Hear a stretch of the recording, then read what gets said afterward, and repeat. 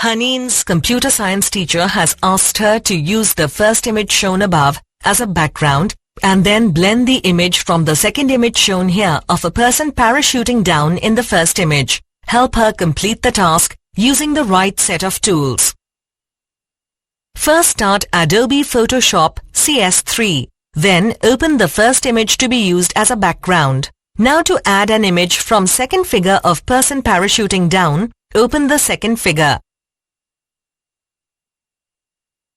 Before we move on, let's answer this question. Which tool is used to select adjacent areas of the same color in an image?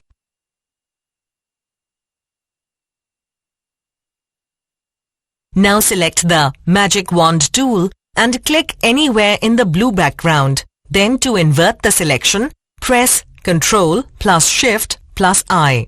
Now to copy the image, press Ctrl plus C. Then go back to the first image and press Ctrl plus V to paste the image in it. The new image will look like this.